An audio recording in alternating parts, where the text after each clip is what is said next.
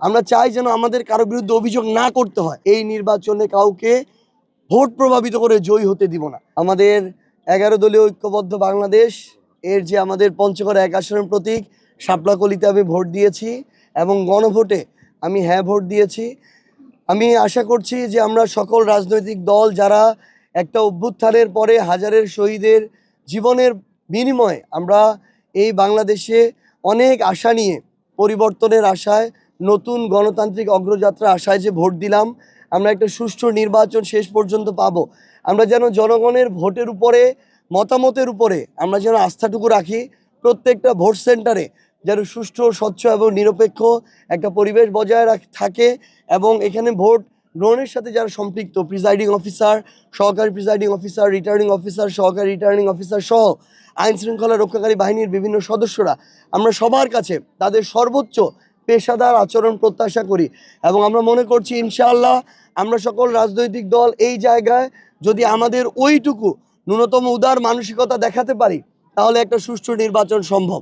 এখানে সবচেয়ে বেশি প্রয়োজন হচ্ছে রাজনৈতিক দল যারা আছে তাদের নেতাকর্মীরা যারা আছে তাদের সহনশীল আচরণ। আমরা বিগত কয়েকদিন ধরে আমাদের এই পঞ্চগড় 1 আসনেই অন্যান্য বিএনপির যারা নেতাকর্মী আছে তাদের জায়গা থেকে বিভিন্ন জায়গায় ভোটারদেরকে বাধা দিতে দেখেছি, হুমকি দিতে দেখেছি, ভয়ভীতির পরিবেশ তৈরি করতে দেখেছি। আমরা প্রত্যাশা করব যে অন্তত আজকে নির্বাচনের দিনে এই ধরনের কোনো অনাকাঙ্ক্ষিত আচরণ হবে না। নির্মাণে নাম্বার 1 শাহ সিমেন্ট। আমরা কারো বিরুদ্ধে অভিযোগ করার জন্য আমরা এই নির্বাচনটা আসলে এই নির্বাচনের দিনে আসি নাই। আমরা চাই যেন আমাদের কারো বিরুদ্ধে অভিযোগ না করতে হয়, সেই পরিবেশটা যেন সবাই বজায় রাখে। আমরা স্পষ্ট করে শুধু একটা জিনিস বলে দিচ্ছি, যদি প্রশাসন এবং সকলে মিলে একটি সুষ্ঠু ভোট আমাদের উপহার দিতে পারে, আমাদের জায়গা থেকে বিন্দুমাত্র কোনো অভিযোগ থাকবে না। কিন্তু এই জায়গায় আমরা যদি কোনো ধরনের পেশি শক্তির প্রয়োগ দেখি, কোনো ধরনের ভোট কেন্দ্রে বাধা দেওয়ার আমরা অভিযোগ শুনি, আমরা যদি আমাদের জায়গা থেকে ভোট গণনা কিংবা সামগ্রিকভাবে ফলাফল দেওয়া পর্যন্ত কোনো ধরনের প্রভাবিত করার আমরা কোনো অপচেষ্টা দেখি, আমরা প্রশাসনকে বলবো প্রথমত আমরা তাদের উপর আস্থা রাখবো যে তারা এটাকে রুখে দিবে। তারা যদি তাদের জায়গায় এটাতে ব্যর্থ হয়, আমরা স্পষ্ট করে বলছি কাউকে বিন্দুমাত্র ভোটে প্রভাবিত করে আমরা আমাদের জায়গা থেকে এই নির্বাচনে কাউকে ভোট প্রভাবিত করে জয়ী হতে দিব না।